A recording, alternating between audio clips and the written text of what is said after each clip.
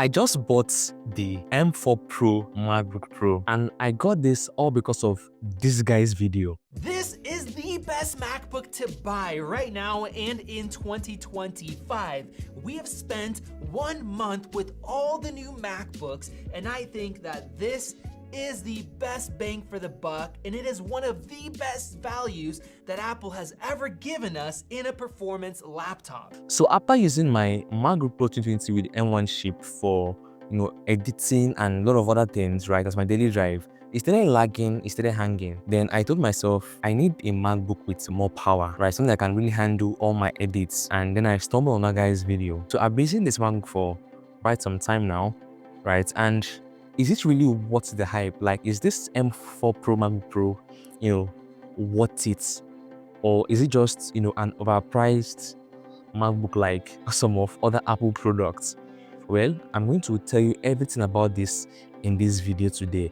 Okay, and if you're coming from my video where I talk about, the best budget MacBook for video editors, you can see this is the MacBook I later ended up with.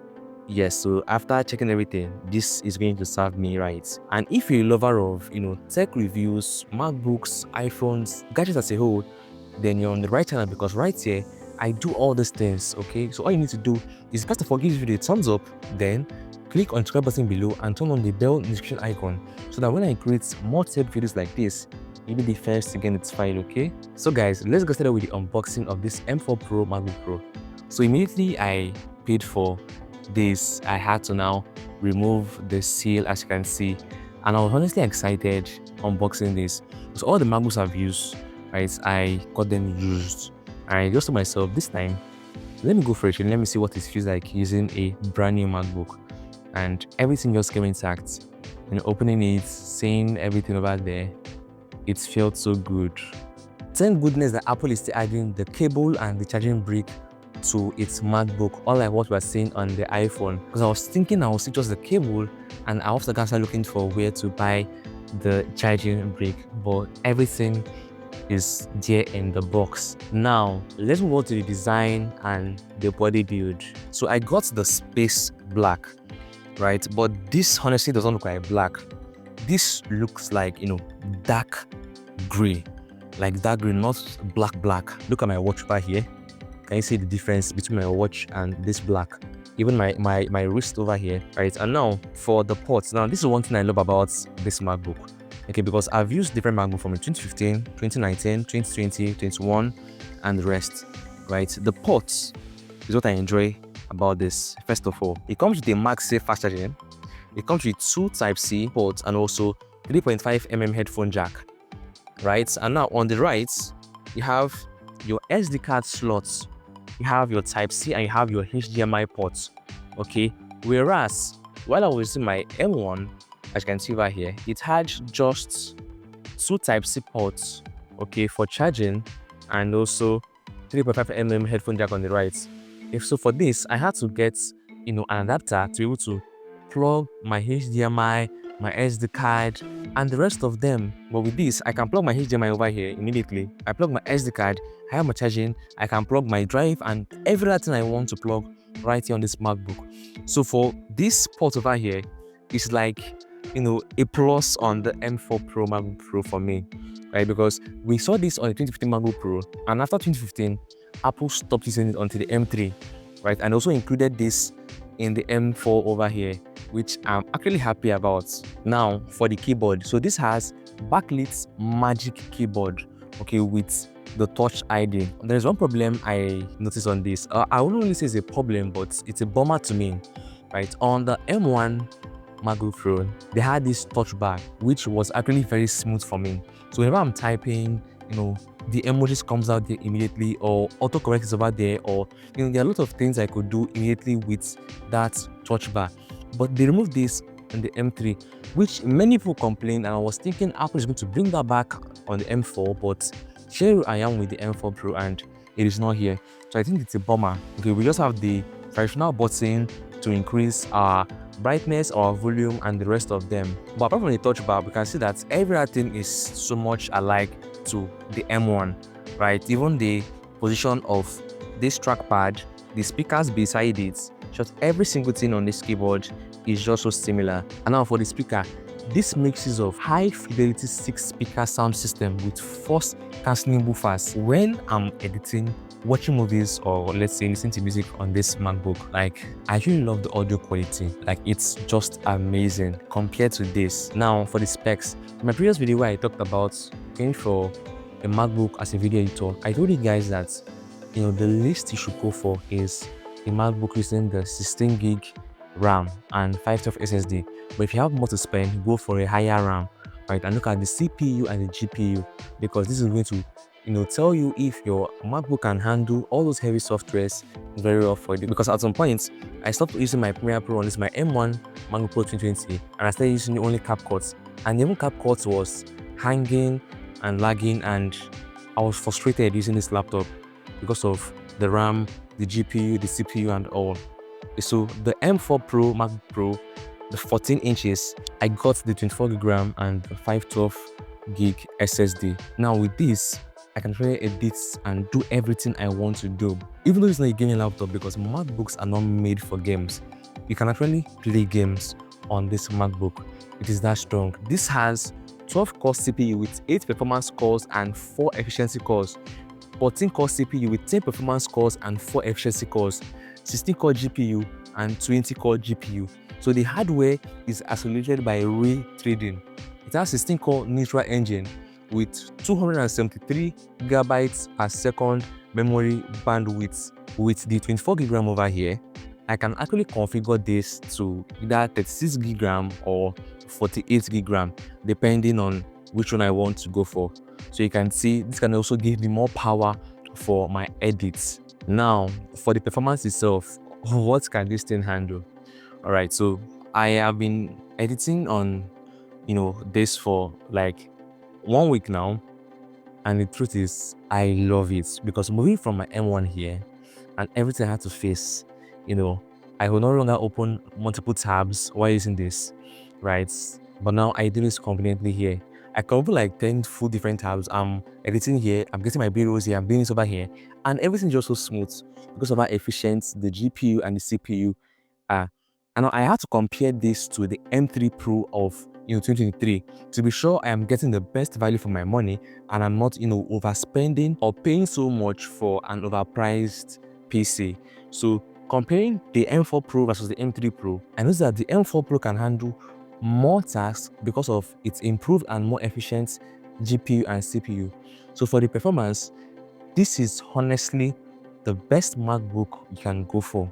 Yes, that is going to give you the best value for your money. Also comparing the M4 Pro to the base M4, right? The prices is just around, let's say, $300 to $500 difference, but the performance difference is so much, like ×2 of what the M4 can handle. This is going to handle it. So it's better you just go for the M4 Pro instead of the base M4 if you're looking for something that can really handle all your tasks. Okay, now even though I'm much of a gamer, I think I'm going to try putting in maybe a Call of Duty or some heavy games to also test it on this M4 Pro to see how strong this MacBook really is, because I'm sure it can carry it very well. This MacBook does not overheat, right? So even when I open multiple pages, I'm doing this, I'm editing, I am jumping from one place to another on this MacBook.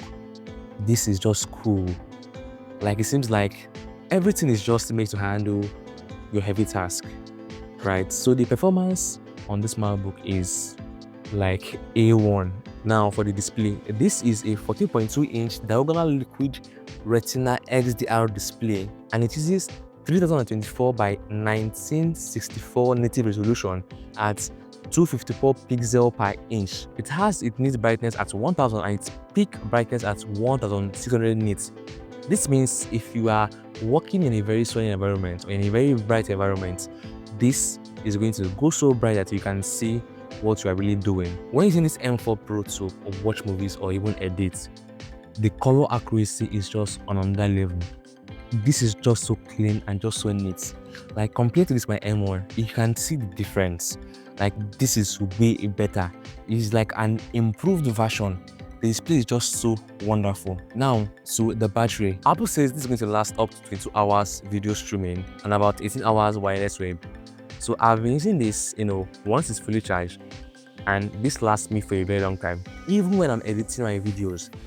So that I'm like, I've not plugged this thing for a very long time and it is still on. So both day-to-day tasks, heavy performance, this MacBook is going to last very long for you. Another feature I love about the M4 Pro is on the webcam. Now, this webcam is so clear.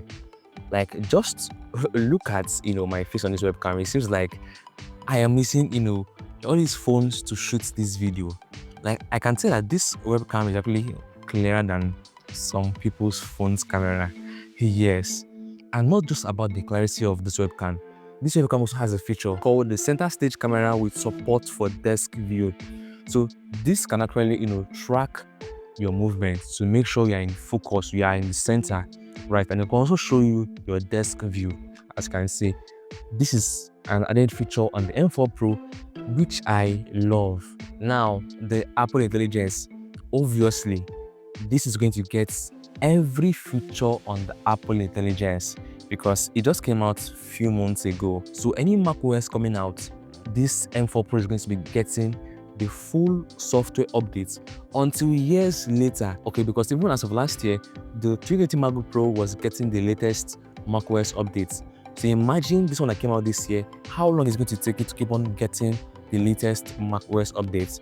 So you have nothing to worry about the Apple Intelligence or the software updates. Now, my overall thoughts about this M4 Pro, which includes the price, right? Yeah, I'm laughing because of how much I spent to get this MacBook. Wow, it's a lot, yeah. But as someone who I am professionally a video editor, a videographer, right? It's just like me investing in my tools. Most of you watching this video probably have stores, you have shop you are paying for. So this is like me paying for my shop. Now, comparing this to the price I got this, I would not say the price here actually because it sounds too big for my mouth to say. Just go and check out the price, check out the vendors, and you're going to see the price in naira, in dollars. Okay, and let me know in the comment section what you saw. Okay, well, I'll say overall, this is a solid laptop, right? The battery, the performance, the webcam, the design, the body build. In short, everything about this laptop is screaming premium. It's screaming pro. MacBook Pro, M4 Pro. This is it, yes. And honestly, I am glad I got this laptop. I went for this MacBook. Yes, I'm really glad I did. So if you're looking for a very solid MacBook to go for this year, and you don't really mind the price, after checking the price, then I think this MacBook is going to be the one for you. So as you've seen, I got the brand new version. Okay, so if you want to get this to make it more affordable, we can go for the used or the open box. The prices are more affordable than me going for the brand new. Okay, and if you're going for the used or open box, I created a special video I talked about things to know before buying a used MacBook. See, imagine spending this kind of money and at the end of the day, you find out that you are scammed. I already created that special video so that you do not get scammed of your money. This is my MacBook over here, this 2020 MacBook. I got it used, and regardless of the fact that it's lagging and overheating, it's because of the workload on it. But everything on this MacBook is still solid, it still stands up till today, right? So go and check out that video to be sure you're not getting scammed when buying a used MacBook this year. Okay, so guys, I'll see you in the comment section where we just chat, all right? And also my next video where I talk about everything tech, MacBook, iPhone, Samsung, gadget review.